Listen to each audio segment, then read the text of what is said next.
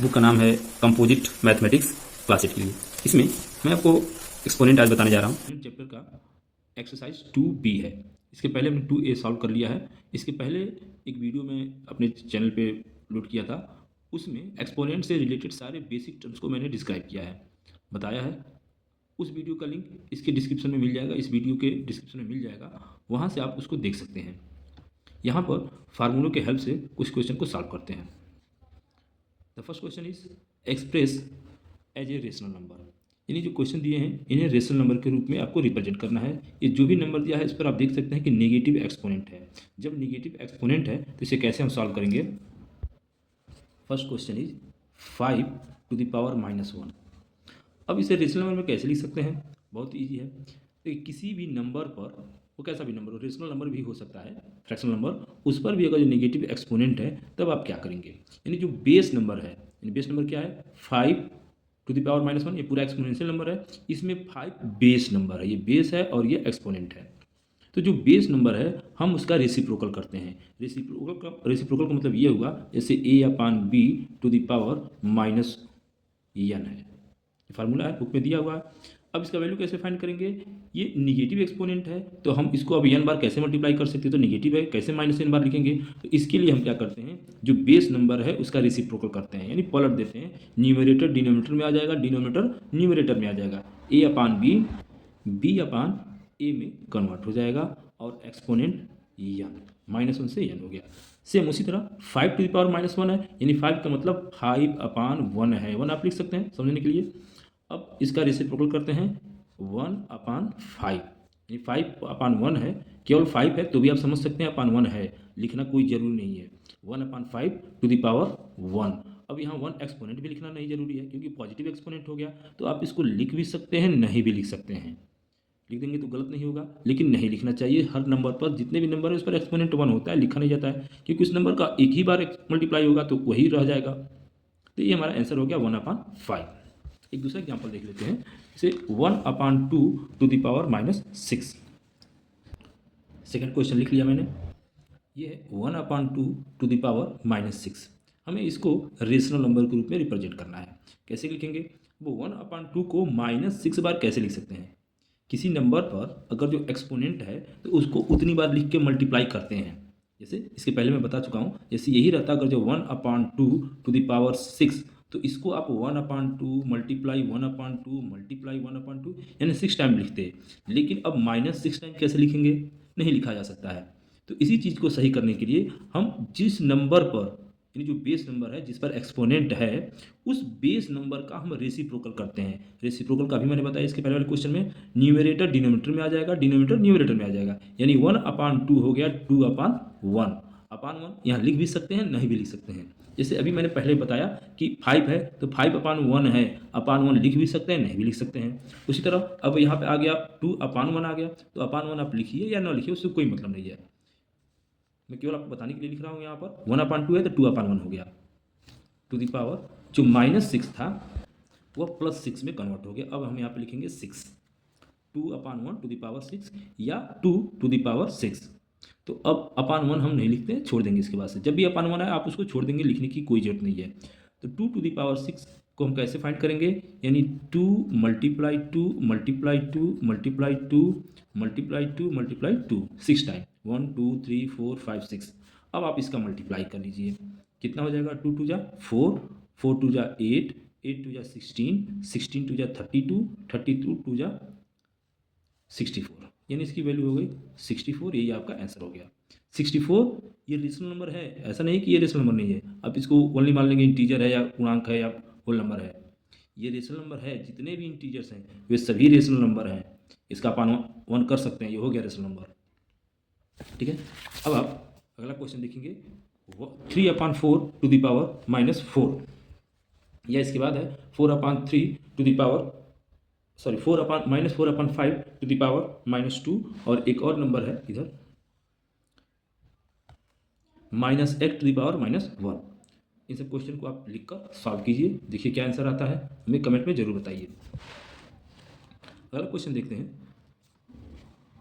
Simplify and express with positive exponent, इसे simplify करना है और पॉजिटिव एक्सपोनेंट के साथ इसे रिप्रेजेंट करना है। First question, 4/9 to the power -3, 4/9 to the power 11, 4/9 to the power -10, इसे सॉल्व करना है। क्वेश्चन को मैंने लिख लिया है, 4/9 to the power -3, 4/9 to the power 11 and 4/9 to the power -10 है। इसे कैसे सॉल्व करेंगे? आप देख रहे हैं यहाँ 3 नंबर है, तीनों पर कहीं निगेटिव एक्सपोनेंट है तो कहीं पॉजिटिव एक्सपोनेंट है। लेकिन आप एक चीज़ का ध्यान देंगे, इसमें जो भी एक्सपोनेंशियल नंबर है जितने भी दिए गए हैं इन सब के बेस नंबर सेम है। तो इस कंडीशन में क्या करेंगे? अब देखिए हमारा दूसरा फार्मूला यहाँ शुरू होता है, a/b to the power m multiply a/b to the power n is equal to a/b to the power m plus n, यानी a/b पावर m है और वैसा ही एक नंबर है a/b to the power n हो गया है।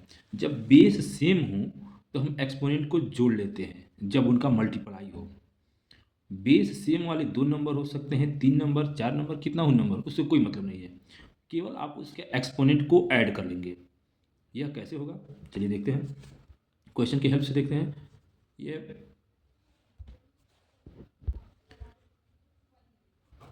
4/9 to the power -3 plus 11 plus -10, यानी 4/9 पे -3 है, 4/9 पे 11 है, 4/9 पे -10 है। जब इन सब का हम मल्टीप्लाई करेंगे, मल्टीप्लाई करना है, तो इस कंडीशन में हम बेस को एक बार लिखते हैं और एक्सपोनेंट को ऐड कर लेते हैं। इसमें ध्यान देना है कि जो जैसा एक्सपोनेंट है उसी फॉर्म लिखना है। पॉजिटिव एक्सपोनेंट को प्लस में लिखिए, निगेटिव को निगेटिव में लिखिए। जैसे -3 है तो -3 प्लस 11 प्लस -10। अब आपको इसको सॉल्व करना है। अब प्लस माइनस को कैसे सॉल्व करते हैं ये आपको पता होना चाहिए। चलिए आगे देखते हैं, 4/9 टू द पावर, इसको कैसे सॉल्व करेंगे? इसमें 2 नेगेटिव नंबर है और एक पॉजिटिव नंबर है। सबसे इजी, सबसे पहले नेगेटिव वालों को एक साथ ऐड कर लीजिए, प्लस वालों को एक साथ ऐड कीजिए। तो इसमें 2 नेगेटिव नंबर है और एक पॉजिटिव नंबर है, तो पहले माइनस वालों को ऐड कर लेते हैं। -10 एंड -3 -13, -13 हो जाएगा, प्लस 11। अब हम ये देखेंगे कि माइनस और प्लस में क्या करते हैं। तो माइनस और प्लस में हम देखते हैं कौन सा नंबर बड़ा है, उसी में से माइनस करते हैं छोटे नंबर को और उसी नंबर का सिंबल भी हम लगाते हैं। यहाँ पर -13 चांस है और +11 चांस है, यानी माइनस वाला नंबर अधिक है।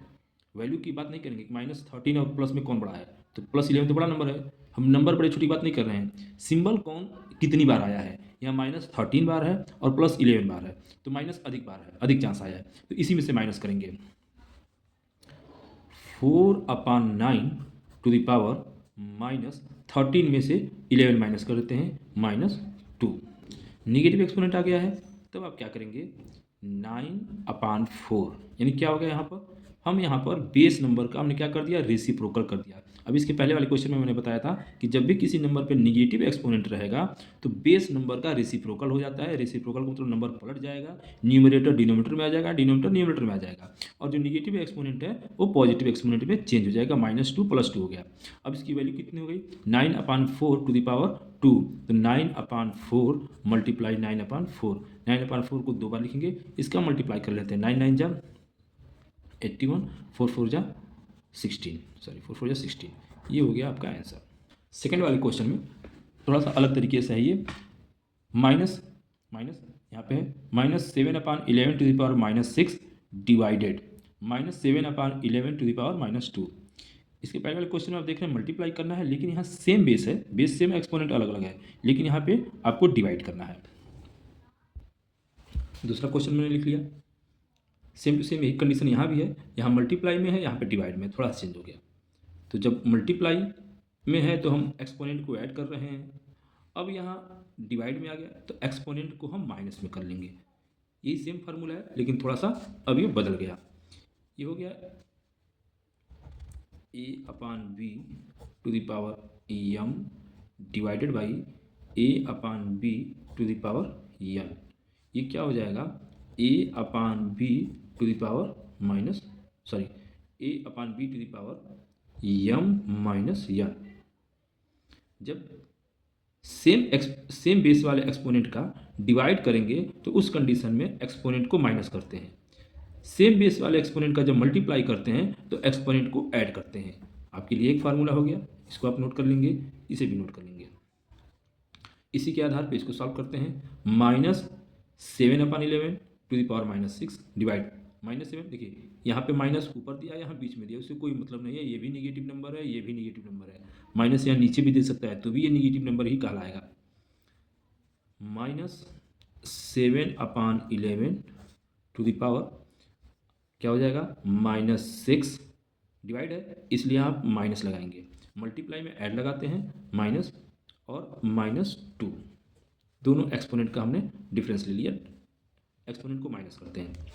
क्योंकि दोनों एक्सपोनेंट पहले से माइनस में हैं इसलिए इसको देखिए आप थोड़ा सा सावधानी इसमें रखेंगे। सीधे माइनस नहीं लिखेंगे, ब्रैकेट में इसको लिखेंगे जिसको माइनस करना है, क्योंकि अभी दोनों माइनस मिलके प्लस हो जाएंगे।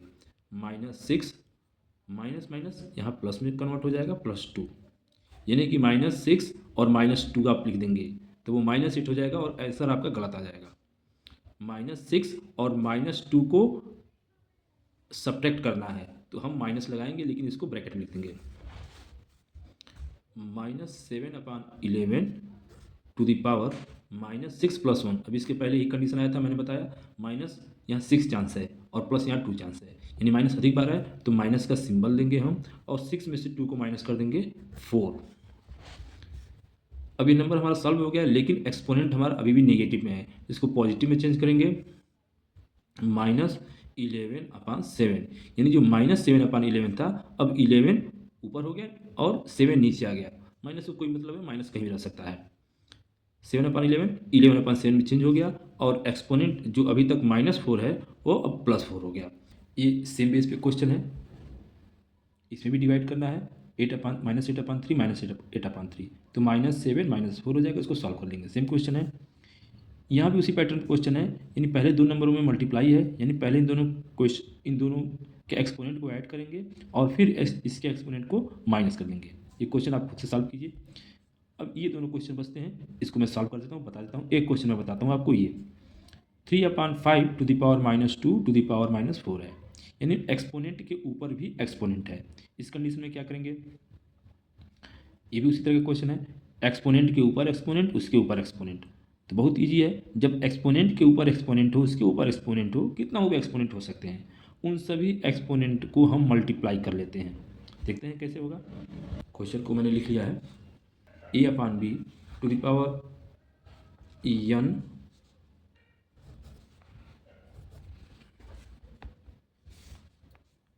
a/b to the power n to the power n। इस कंडीशन में क्या करते हैं, जब एक्सपोनेंट के ऊपर एक्सपोनेंट हो तो हम एक्सपोनेंट का मल्टीप्लाई कर लेते हैं, यानी a/b to the power n into n, यानी इन दोनों एक्सपोनेंट का आपस में हम मल्टीप्लाई कर लेते हैं। सेम कंडीशन यहाँ भी अप्लाई होगा। 3/5 to the power -2 multiply -4, 3/5 to the power -2 multiply -4, तो 2 4 जा 8 और माइनस माइनस मिलकर प्लस हो जाएगा, यानी 8 हो जाएगा। यही आपका आंसर हो गया, 3/5 टू द पावर 8। अब 8 बार मल्टीप्लाई करने की जरूरत नहीं है, यही आंसर हो जाएगा। सेम क्वेश्चन ये भी है, एक्सपोनेंट के ऊपर एक्सपोनेंट है, आप इसको सॉल्व कर सकते हैं। इवैल्यूएट, इसमें देखिए, इसमें बेस अलग अलग हैं और एक्सपोनेंट सेम है। यहाँ भी बेस अलग अलग है, एक्सपोनेंट सेम है, बेस अलग अलग है, एक्सपोनेंट सेम है। इस कंडीशन में क्या करते हैं, क्वेश्चन को लिख लिया गया। इस कंडीशन में क्या करेंगे, जब हमारे पास हो a/b to the power n multiply c/d to the power n, यानी बेस नंबर हमारे अलग अलग हैं लेकिन एक्सपोनेंट हमारा सेम है। तो इस कंडीशन में हम लिखेंगे a/b multiply c/d to the power n, यानी इन दोनों बेस का मल्टीप्लाई हो जाएगा और एक्सपोनेंट को एक बार लिख लेंगे, यानी बेस जो नंबर है उसको हम मल्टीप्लाई कर लेते हैं और एक्सपोनेंट को एक बार लिख लेते हैं। उसी आधार पर 3/4 -3/4 मल्टीप्लाई -6/5 और इस दोनों को मल्टीप्लाई कर लेंगे। एक्सपोनेंट को एक बार लिख लेंगे -2। अब इसका मल्टीप्लाई कर लेते हैं। देखते हैं कोई नंबर क्या क्रॉस में तिरछा तिरछी कोई किसी से कटने वाला है, यहाँ पे कटने वाला है, ये भी 2 से डिविजिबल है, ये भी 2 से डिविजिबल है। इसको हम सॉल्व कर लेंगे। 2 से 4 कट जाएगा 2 चांस में, 2 से 6 कट जाएगा 3 चांस में, तो ये -6 है तो -3 हो जाएगा। अब हमारे पास क्या आ गया, -3/2 मल्टीप्लाई -3/5 टू द पावर -2। इसकी वैल्यू क्या हो जाएगी, 3 3 जा 9, -3 +3 में कन्वर्ट हो गया, अपान 2 5 जा 10।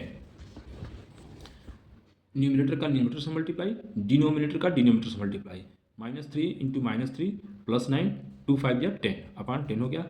और एक्सपोनेंट हो गया हमारा -2। जब एक्सपोनेंट हमारा निगेटिव में है तो हम बेस नंबर का रेसिप्रोकल कर लेंगे, यानी क्वेश्चन हो जाएगा हमारा आंसर 10/9 टू द पावर 2। ये हमारा आंसर हो गया। आज के लिए बस इतना ही। उम्मीद है आपको जो भी क्वेश्चन बताया गया समझ में आया होगा। आप हमें कमेंट जरूर कीजिए। जो भी क्वेश्चन सॉल्व करते हैं आप एक बार डिस्कशन हमसे कर सकते हैं कमेंट बॉक्स में आकर। वीडियो अच्छा लगा हो तो चैनल को सब्सक्राइब कीजिए। धन्यवाद।